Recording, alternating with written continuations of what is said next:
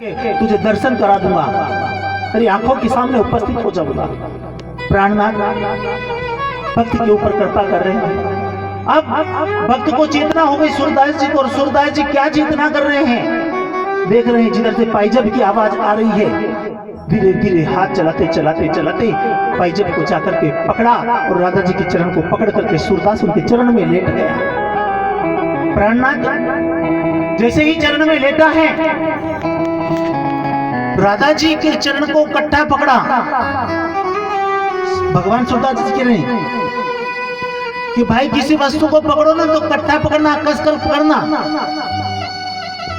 बंधन जो है प्रेम का हो, विवाह का हो, मित्रता का हो, उसे कस करके पकड़ के रखना, कभी छूट ना जाए, कभी टूट ना जाए,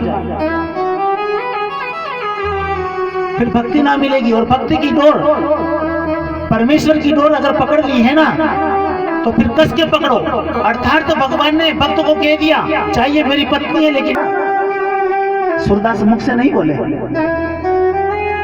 राधा जी ने 2-3 बार 4 बार और कह दिया कि ठाकुर जी ये सूरदास मेरे चरण को इतने जोर से पकड़ रहा है, दर्द हो रहा है, आप छुड़वाइए ना। तो ठाकुर जी कह रहे हैं कि तेरे चरण को इसने पकड़ा है, तू छुड़वा ले, इसको कुछ चाहिए तो दे दे, इसको प्रदान कर दे ना, प्रदान कर दे। उसने चरणों को तो छुड़ाओ। आज चरणों को छुड़ाने के लिए गोविंद ने इशारा किया,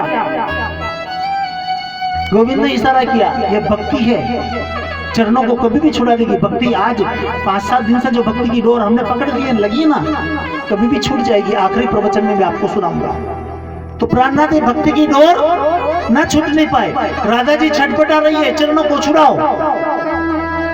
अब कहने लगा कि चरणों को राधा जी तब छोड़ूंगा जब तुम मुझे गोविंद को मेरी आंखों के सामने दिखाओ। राधा जी कह रही गोविंद जी आप तो मेरे पति हैं, इसको आकर के दर्शन दो ना। बोले दर्शन कैसे दूं, दर्शन नहीं दे सकता। क्यों कि ये सूरदास, इसका नाम सूरदास है, ये तो आंख से अंधा है, इसको तुम ज्ञान चक्षु प्रदान करो। भक्ति क्या करेगी, ज्ञान के चक्षु प्रदान करेगी, ज्ञान के नेत्र प्रदान करेगी। आपकी आंख अंधी हो कोई फर्क नहीं पड़ता, लेकिन आपका ज्ञान रूपी चक्षु तेज होना चाहिए, ज्ञान रूपी चक्षु। तो कहा कि दिव्य चक्षु, राधा जी ने दिव्य चक्षु प्रदान किया। और जैसे ही सूरदास की आंख खुली, गोविंद के दर्शन हुए। राधा कृष्ण युगल सरकार भक्ति और भक्त और भगवान का अलौकिक मिलन उस समय में हो रहा है।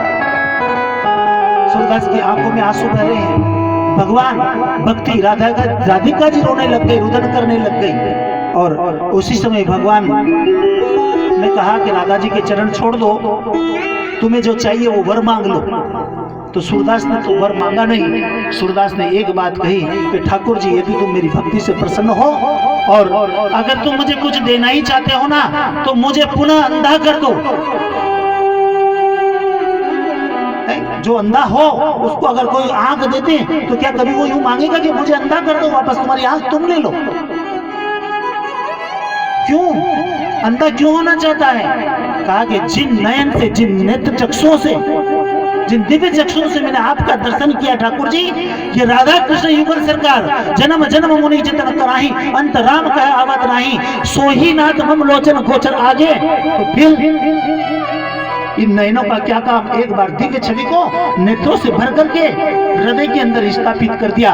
अब जिस आंखों से आपका दर्शन किया ठाकुर जी, मैं संसार को, इस भोंडेपन को, इस दृश्य को अब नहीं देखना चाहता हूं, मुझे उसी क्षण अंधा कर दो। सूरदास अंधा हो गया।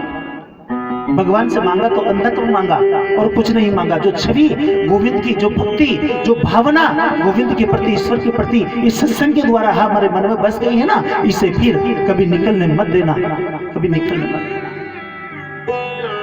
ठाकुर जी चले गए, भक्ति ने पांव छुड़ा दिया।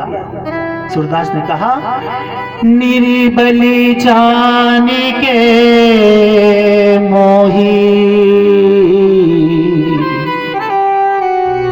जी मुझे निर्बल जान करके तुमने मेरे पांव को तो छुड़ा लिया, लेकिन हृदय में बस गई हो ना, अब मैं तुम्हें छोड़ूंगा नहीं, कभी नहीं छोड़ूंगा, कभी नहीं छोड़ूंगा। हाथ छुड़ाए जात गोविंद की छवि को बिठाया भगवान के अनेक अनेक मार्ग प्रसन्न।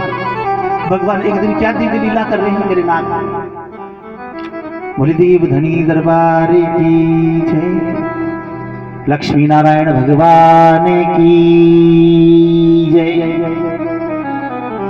प्राणनाथ यमला और अर्जुन का भगवान ने उद्धार किया। क्यों? माँ की गोद में भगवान सोए हुए। अब माँ की गोद में भगवान सो रहे हैं और जब भगवान को मैया कुछ खाना पीना खिला पिला रही हो, चूल्हे के ऊपर आंच लगी हुई है, बड़ा सुंदर भाव है, इस सोनियाना के लिए जरूरी है। वैसे हर कथा में सुनाता हूं। उस पात्र के अंदर दूध पड़ा हुआ है और दूध माँ क्या कर रही है? दूध को गर्म कर रही है, दूध उबल खा रहा है। तो माँ चूल्हे पर दूध को रख करके गोविंद से स्नेह कर रही है। इतनी देर में गोविंद को नीचे उतारा। क्यों उतारा?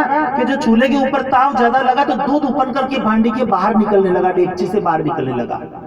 तो माँ ने सोचा कि लल्ला को तो बाद में प्रेम कर लूंगी, पहले ये जो दूध निकल रहा है ना, ये जल नहीं जाए। अगर ये दूध जल गया तो मेरा नुकसान हो जाएगा। तो प्राणनाथ माँ उठ करके उस दूध को बचाने के लिए गई और दूध इतना जोर से उफना, इतना जोर से उफना। किसी ने पूछा, महाराज परीक्षित ने पूछ लिया सुखदेव स्वामी से कि ये दूध उफना क्यों था, दूध में उफान क्यों आया?